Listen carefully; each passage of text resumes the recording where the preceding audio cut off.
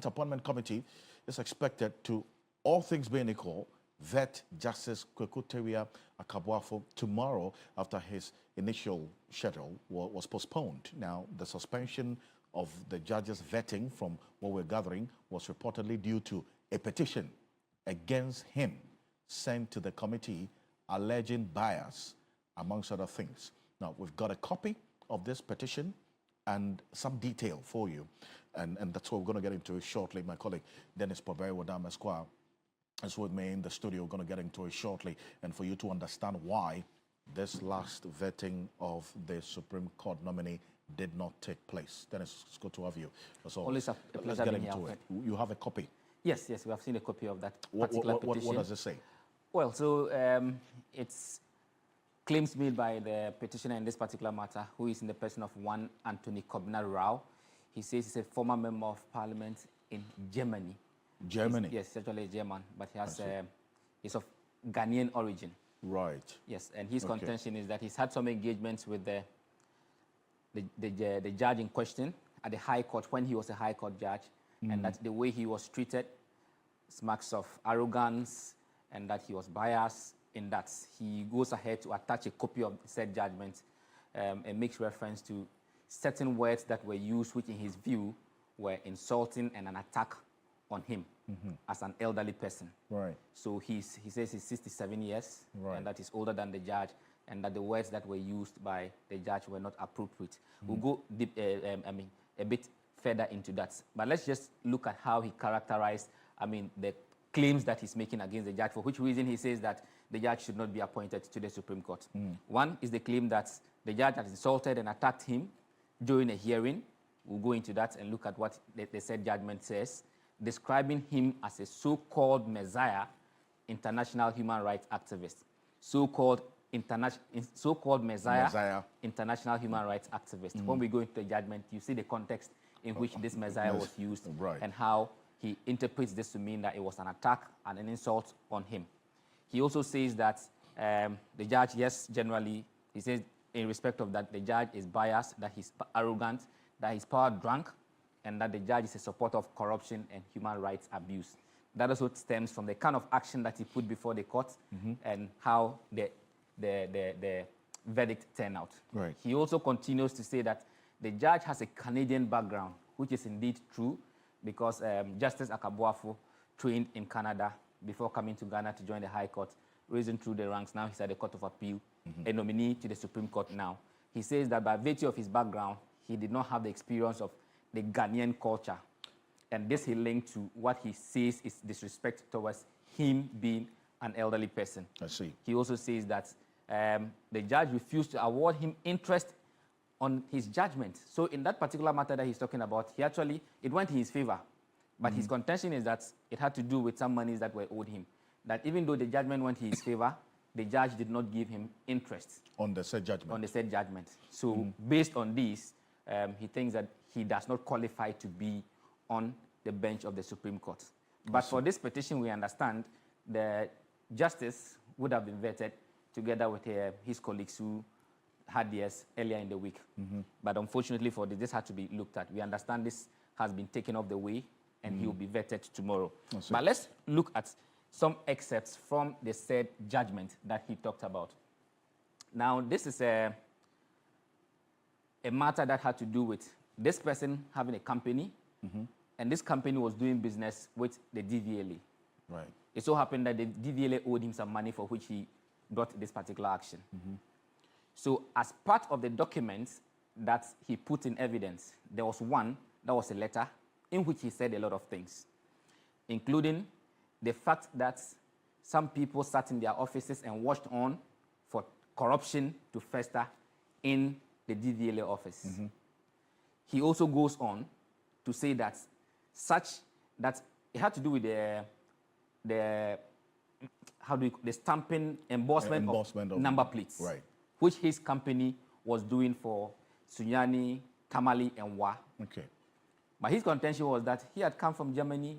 He does a better job than all those who are doing the job in the other regions, and that they do shoddy works, and all the drivers have been complaining, and because they do not have options, they still go on to those people. And he makes the argument that it's not a good job they are doing. He does it better. I see. And that they should even give all the other regions to him. He would do it.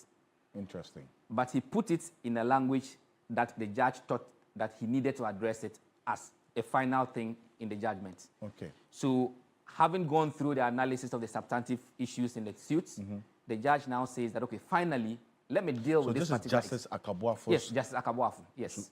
...judgment on this? Yes. Okay.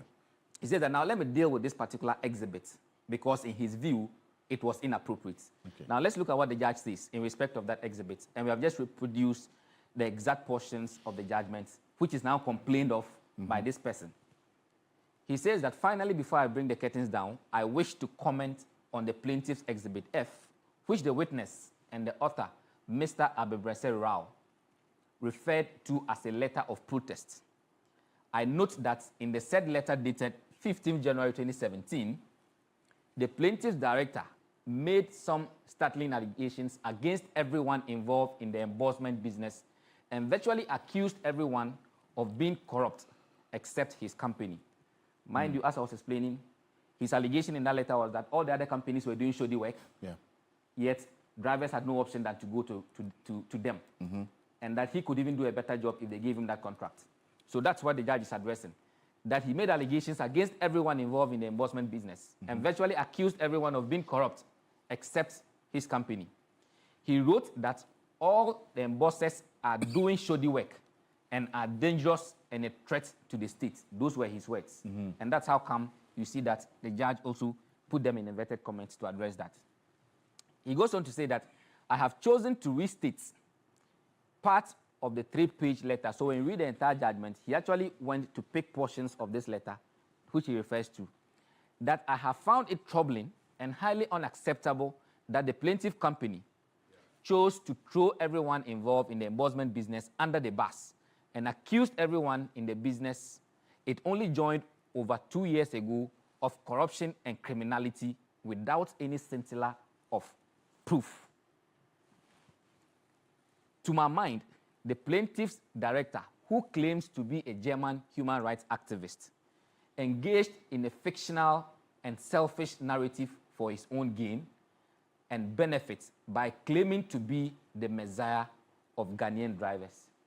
Do you see the word messiah there? Yes. So this is exactly the word context in which that messiah was used. And this is the point where this petitioner now complains that he insulted him and attacked him and used words like messiah to describe him, which he finds disrespectful. Right. He says that it is high time the people of Mr. Rau's nature learn that it is inappropriate to accuse public servants and other citizens of criminality and corruption without any proof, and at the same time solicit for jobs people are already assigned and engaged in under the guise that they have foreign expertise and are motivated by altruism. The public space and the courts are not forum for self-serving sensationalism and aggrandizement. Therefore, Mr. Rau and his like should spare Ghanaians of such self-glorified epistles. So this was how the judge then at the High Court addressed that specific exhibit, which was a letter that Mr. himself had written to protest some adjustments that were done to, I think, some monies. Yeah. So this, he says, it was disrespectful to him. It was an attack on him, and that it was an insult to him, for which he put it before the appointments committee to look into. And what he was actually demanding is that the judge in question does not qualify to be on the bench of the Supreme Court because of these things that I have listed, including this particular matter.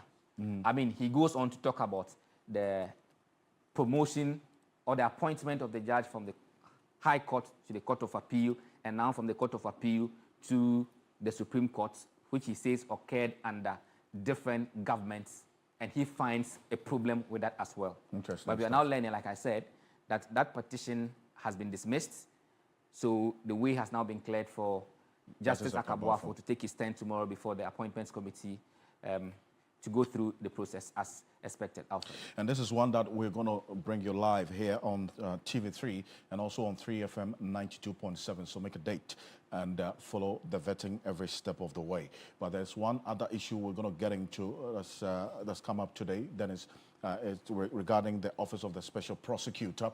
The information that we're getting today is that the Office of Special Prosecutor has formally charged 4 public officials, including a National Insurance Commission officer and a former vice presidential staffer.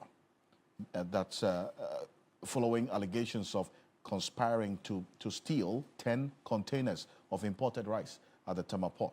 Now, what we do know, based on the Special Prosecutor's statement on his X page, which we have a copy of, and then that's what you have on the screen there. Who are these persons we're talking about, and which former vice president staffer are we talking about exactly? Yes, precisely so, Alfred. So the OSP names one Issa Seidu, James Kek Osei, John Aban, and Peter Archibald Head, that they have formally been charged. Tomorrow they'll have their turn in court as well.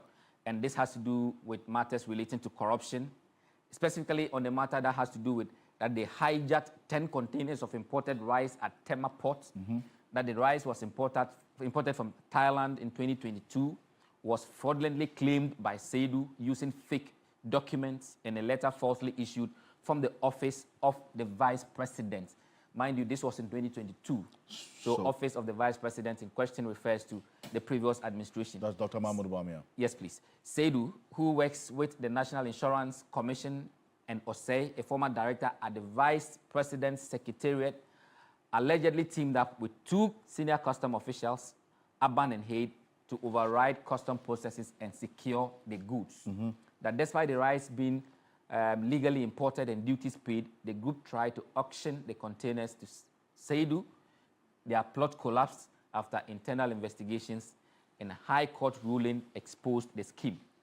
The 4 are due in court tomorrow, Friday.